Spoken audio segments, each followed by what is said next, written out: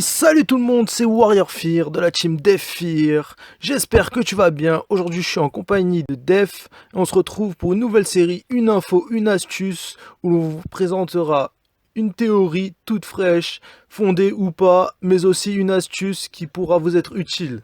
Donc aujourd'hui, je vais vous exposer une théorie assez intéressante concernant Mewtwo. On est de plus en plus nombreux à compléter le Pokédex, mais la question qui revient est de savoir comment avoir ces fameux légendaires. L'éditeur de jeu nous réserve de nombreux secrets dont nous n'avons pas encore l'existence, comme au début avec les Evoli, que l'on pouvait renommer en Rainer pour Aquali, Pyro pour Pyroli et Sparky pour Voltali. En partant sur cet exemple, je pense que vous avez tous vu le premier trailer de Pokémon Go, où l'on voyait les dresseurs affluer en direction de Mewtwo pour le capturer. Et en faisant un peu plus attention à ce trailer, on peut voir que le Pokémon qui bat Mewtwo est Pikachu et que son dresseur a le pseudonyme de Sonen 928. Donc ma théorie va vous paraître assez loufoque, mais si l'on décompose Sonen 928, donc Sonen signifie soleil en allemand, 928 pour le format américain, c'est-à-dire le 28 septembre. Pourquoi le 28 septembre?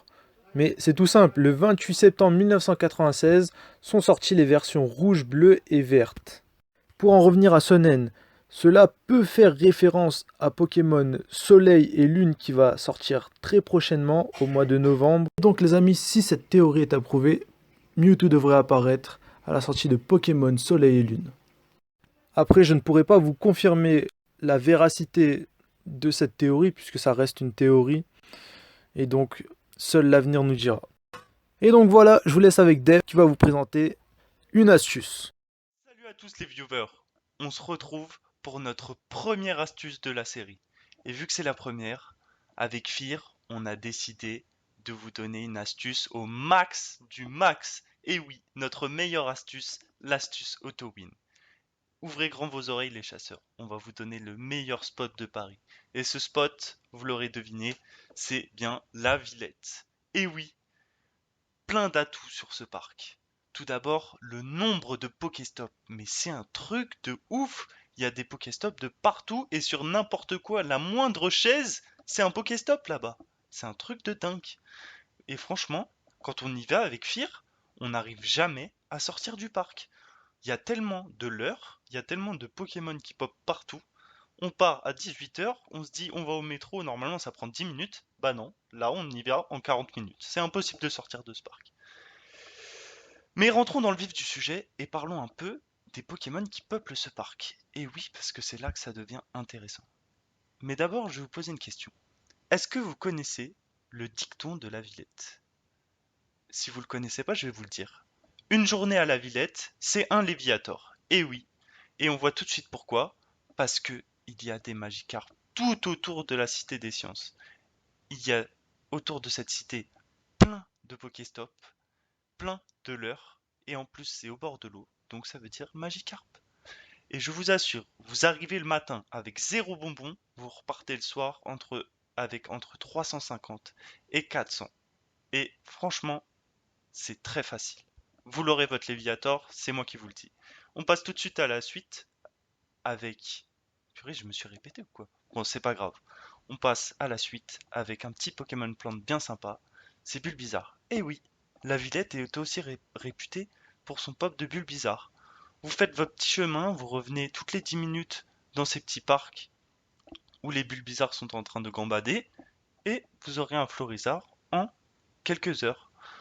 Quelques heures, j'abuse un peu. Ça m'a pris 2 jours pour avoir mon Florizard. Allez, allez, on continue. Et oui, la Villette, c'est maintenant un pop de Kabuto. C'est tout récent. Avant, c'était des Evoli, maintenant, c'est des Kabuto. Et je vous avoue, ça fait plaisir au Pokédex. Vous y passez quelques heures et vous aurez votre Kabutops. C'est pas bien compliqué. Allez, allez, on continue. La Villette, c'est un pop de mini Draco et de Draco. Et mine de rien, il y en a pas mal. Le seul souci, c'est que là, je peux pas vous les placer sur la carte parce qu'il va falloir utiliser un radar Pokémon. Ou alors, vous suivez les foules de gens qui courent parce que même pour des mini Draco, ça court à la Villette. Allez, allez, on continue. Et là, qu'est-ce que c'est que ces points d'exclamation? Eh bien, les amis, c'est là que les Pokémon rares apparaissent. sur les 3 espèces de points d'exclamation que vous voyez à gauche, c'est là qu'ils sont apparus 3 ronflex. Sur les Pokéstop que vous voyez à droite, il y a eu un Loclas et un Aquali. Et sinon, en haut à droite, il y a aussi beaucoup de Flagados. Franchement, si vous voyez des gens courir, dirigez-vous vers ces points d'exclamation, c'est sûrement là que sera le Pokémon rare. On en termine en faisant un peu le tour des Pokémon qu'il y a, d'autres Pokémon moins intéressants mais sympas quand même, des Ramolos, des Psychoquack, des Roucoule, j'ai pas mis les Rattata sinon il y en aurait partout, il y a des Aspico, des Boostiflore, tout ça, vous serez super content là-bas, c'est vraiment le paradis du dresseur. Les amis, je vous remercie d'avoir regardé cette vidéo, dites-nous ce que vous en pensez en commentaire et n'oubliez pas de vous abonner, ça nous encourage. Merci à tous et tenez-vous prêts pour la prochaine astuce!